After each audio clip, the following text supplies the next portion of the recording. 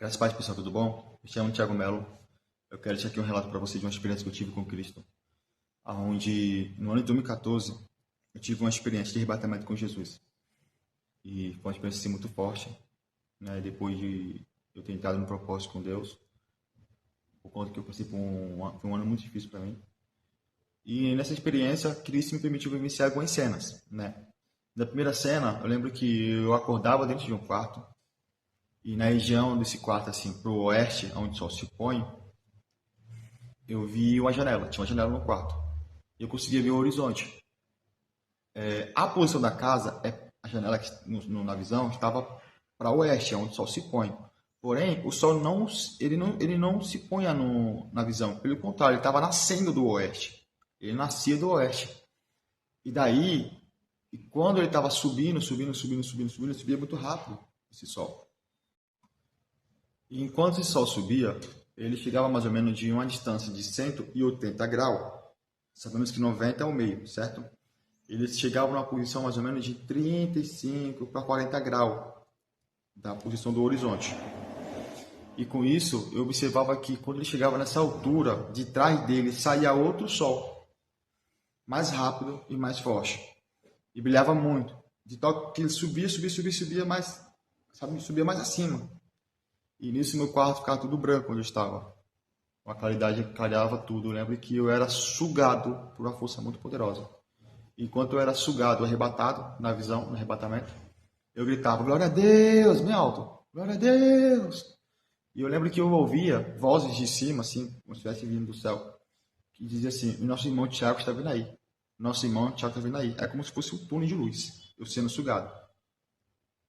E nisso a cena mudava. Eu já me encontrava em outro lugar escuro. Eu lembro que eu vi um anjo do meu lado, no lado esquerdo. Eu não falava nada, só raciocinava. E nisso eu tava com como fosse um bastão na mão.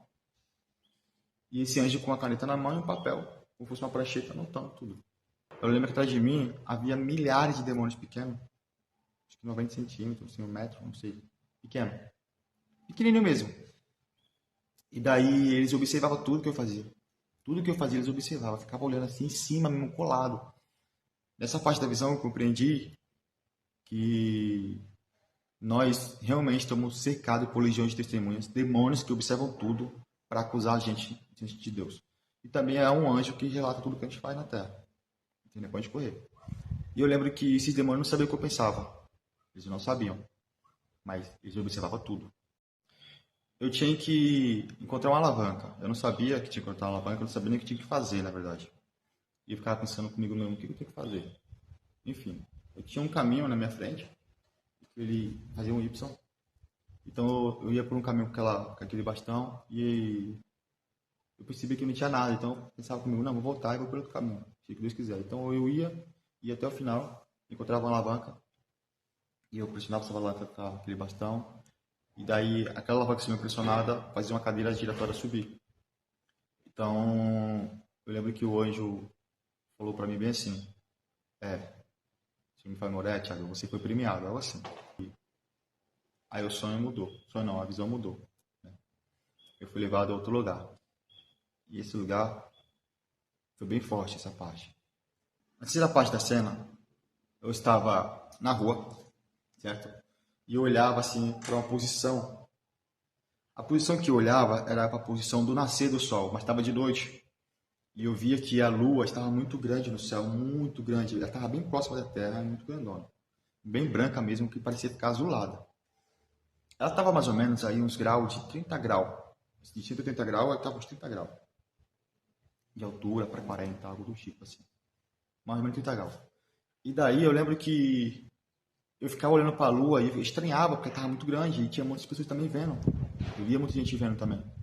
E nisso eu lembro que eu via a lua sendo cortada em forma de hashtag. Eu dizia para vocês verem. Sendo cortada assim. E nisso, que era cortada lateralmente, né? Um fogo amarelo vermelhado, de cima para baixo, se não me falha a memória. Eu lembro que eu via. Então eu observei que quando a lua era cortada, ela fazia um movimento. Qual? A lua fazia esse movimento aqui, os pedaços. Saía desse quadrado aqui do meio e ficava na lateral, todos os pedaços. E eles faziam um movimento sentido horário, né? Ele girava em torno de si, todos ao mesmo tempo, esse pedacinho aqui do lateral, e depois giravam ao mesmo tempo ao redor do quadrado do meio, completando um ciclo, uma volta, no sentido horário. E eu lembro que eles se juntavam novamente, ficando desta maneira. E eles repetiam esse movimento por 3 vezes. Saíam, giravam em torno de si, em torno do quadrado do meio, e depois se juntavam. Esse mesmo movimento por 3 vezes. Na terceira vez, quando eles giravam em torno de si, em torno do quadrado do meio, e eles foram se juntar, acontecia algo diferente. O que acontecia é que 5 partes da Lua se encaixavam com o quadrado do meio, igual esse aqui. Se encaixava. Mas essas 3 aqui não se encaixavam.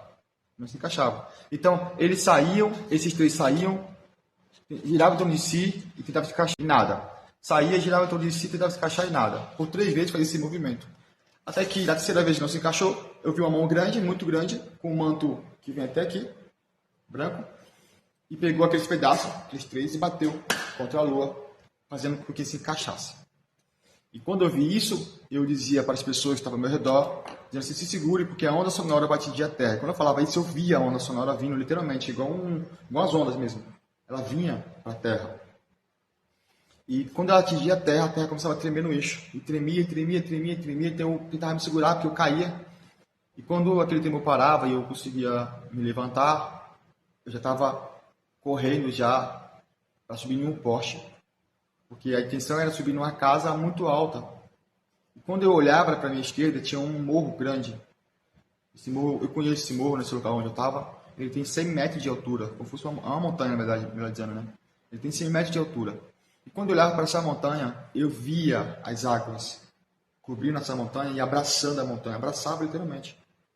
Era muita água, é uma onda gigante. Tsunami muito gigante. E eu lembro que aí Jesus me tirou de lá. Aí já me levou para outra cena. Nessa outra cena, eu estava na casa da minha mãe. Eu lembro que eu acordava, se não me falha a memória, e eu saí do quarto e ia falar com a minha mãe. Minha mãe estava na sala. Meu irmão estava no PC, no computador jogando, e minha mãe assistia televisão.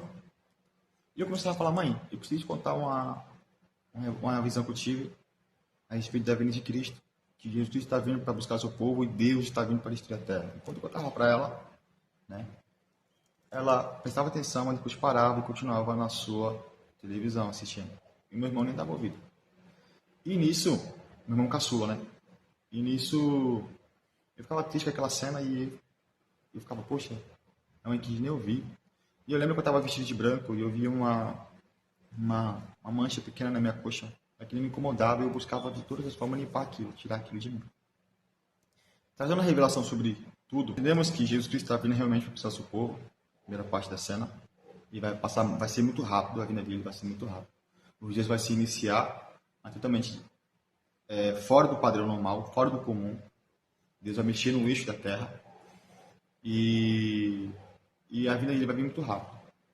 A segunda parte, que a gente já sabe, que como eu comentei, estamos cercados por legiões de testemunhas de anjos, né? Não adianta você se iludir achando que não. Todo momento. A diferença é que não pode tocar naqueles que pertencem a Deus. E terceiro, sobre a lua, que eu vou falar por último, né?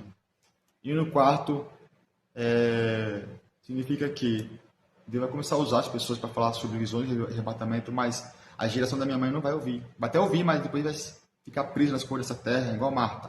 E a geração do meu irmão, que é a caçula, vai nem ouvir, vai nem se importar. Então, se você for observar, são 2 gerações. A geração da minha mãe, né, que prestava atenção, mas depois ficava igual Marta, se preocupando com a coisa dessa terra. E preso, né, às telas, enfim, tecnologia. E a geração do meu irmão, que vai estar preso às tecnologias desse mundo, vai estar preso às coisas dessa terra, e que não vão querer ouvir realmente nada a respeito de Deus. Vão ignorar literalmente. E aqueles que querem realmente ter um compromisso com Cristo vão se entristecer com isso. De tal forma também que nós temos que entender que nós temos que procurar purificar nossas vestes, tudo que possa nos impedir de entrar no reino dos céus. Temos que manter uma vida de santificação, separação, largar as coisas desse mundo, largar todo tipo de ações e ideias ou desejos que nos afastem de Cristo, que nos levam para o pecado. Temos que fugir. Você desejar ou querer algo não é errado, mas você dar vazão, você colocar aquilo em ação, sim, é errado. Porque se eu vou pegar uma base bíblica sobre isso, por exemplo, quando eu pego uma base bíblica, por exemplo, sobre Caim, Caim ele ficou com inveja de Abel, né? E ficou maquinando como tirar a vida do irmão dele, um exemplo, né? Como se ligar do irmão dele. Então, Deus falou para Caim, Caim, o pecado está à porta, deve te dominar sobre ele. Então, ele estava falando que o desejo estava tentando dominar o coração de Caim, mas Caim não podia deixar o desejo dominar ele. Então, foi o que aconteceu com Eva. O desejo estava no coração de Eva, mas ela tinha que ter dominado o desejo, mas não dominou. Então, às vezes vai te vir desejos ou pensamentos que não provêm de Deus, que é para tentar te dominar, mas você não deve aceitar. Repreenda. Igual Cristo teve o desejo de transformar pedra em pão, por exemplo. Ele estava com fome, então a fome ela vai impulsionar a pessoa a querer se alimentar. Ele não aceitou, ele foi contra. Ele foi contra o desejo, ele foi contra aquela vontade, porque a intenção do diabo era fazer com que a vontade e o desejo dominasse Cristo. Mas Cristo dominou a vontade e o desejo. Então nós temos que fugir de tudo aquilo que não agrada a Cristo. Literalmente. E sobre a lua, onde eu vou entrar agora. Quando a gente vai entrar no assunto de visão, por exemplo, de revelação da paz de Deus e arrebatamento, a gente tem que analisar também se isso coincide com as escrituras, né? Se tem base com as escrituras, se tem ligação. É necessário e é muito importante isso. Porque Deus não vai contra a sua palavra, ele está alinhado à sua palavra. Quando a gente vai ver, por exemplo, a história de José, a gente observa que quando ele tinha 17 anos, a segunda visão que Deus deu para ele foi que 11 estrelas, mas o Sol e a Lua, total 13 astros, se curvavam diante dele. E astro tem conotação, ligação com o tempo, né? Que 12 horas é o dia do Sol, 12 horas é a noite da Lua. Então, forma-se 24 horas de um tempo, né? E se a gente for ver, por exemplo, a posição de zodíacos, forma-se em cada um mês de 28 dias, conforme o ciclo também lunar da Lua, ciclo lunar, e que forma 12 meses, 12 zodíacos, forma-se um ano. Estou dando um exemplo para vocês sobre o tempo ligado ao astro, as estrelas. Então, passando-se 13 anos, a gente observa que, do 17 aos 30, José foi levantado governador, conforme Deus mostrou para ele, né, dos 13 astros que se curvavam diante dele. Faraó, semelhantemente, dos 7 anos de abundância e 7 anos de escassez. E só aconteceu depois da revelação, né, os 7 anos. Os 14 anos no total, melhor dizendo, foi depois da revelação. Então, se eu for contar, por exemplo, que eu compreendi que esses pedaços, conforme eu mostrei para vocês aqui, eu compreendi que representa cada um aqui um ano. Total 9 anos. 9 anos que vão se completar um ciclo, certo? De uma lua grande, um ciclo. Vão passar mais 9 anos e vão se completar mais um ciclo. Depois mais 9 anos, aí vai se completar mais 6 anos e 3 anos finais não vão se completar. Eles vão ser um ano de dificuldade, um ano turbulento. Foi o que eu compreendi.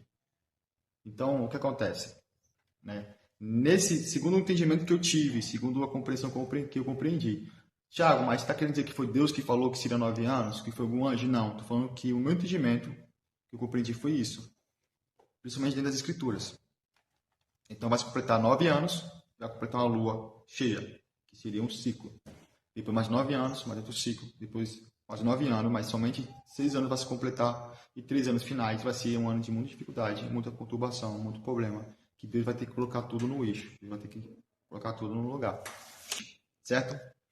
Existe uma lua cheia que surge aproximadamente a cada 8, 9 anos, conhecida como lua sangue ou lua tetraédrica. E o que acontece? Bem semelhante o período de tempo, né? De 8 a 9 anos, conforme eu vi os pedaços lá sendo cortado em 9 pedaços. Por isso que eu semelhei sobre também ser cada um ano, né? E nessa pesquisa mostra que não é exatamente assim. O que acontece é o seguinte: a que surge nesse período é a lua perigel excepcional ou lua superlua excepcional, que é uma lua cheia que ocorre quando? Aí vem as condições.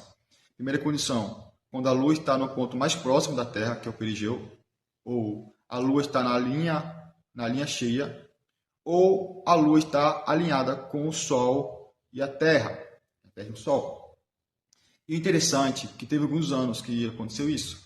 E engraçado que os anos que teve em 2005 essa lua, teve outra lua em 2014. E observa que foi no ano que eu tive a visão, a revelação. Aí depois teve em 2022 e os próximos anos, 2031 e 2040. E observa que no cálculo, né, vemos que no cálculo deu 2032 e depois 2041. Então o que acontece? Possivelmente possa acontecer alguma coisa nesse período que vai atingir a Lua, né? Que vai fazer com que a Lua se aproxime da Terra e isso aumente as marés, os oceanos, não sei, né? E pode acontecer alguma coisa nos astros da parte de Deus como um sinal sobre a sua vinda ou sobre o Apocalipse e assim por diante, com primeiras escrituras. Então a gente está muito perto da vinda de Jesus Cristo. O tsunami vai acontecer, ondas muito grandes, conforme está em Lucas, que os homens vão desmaiar com o bramido das ondas do mar. Antes que venha o grande dia e terrível do Senhor, está escrito, né? Os homens vão desmaiar devido ao bramido das ondas, das águas. Enfim, estamos muito perto da vinda de Jesus Cristo.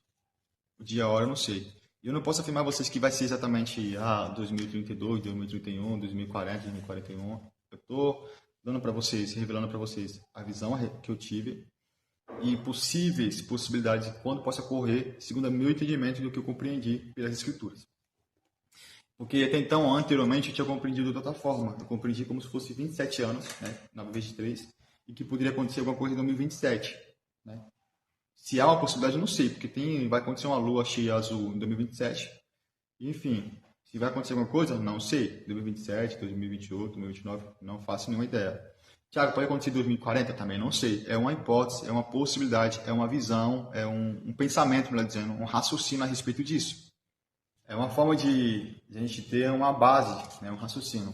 Então, o que eu posso dizer para você é o seguinte: fique atento aos sinais, fique atento tudo que está acontecendo na Terra, porque Jesus falou que ele ia mexer nos astros, ele ia mexer no Sol, na Lua, nas estrelas, ele ia mexer.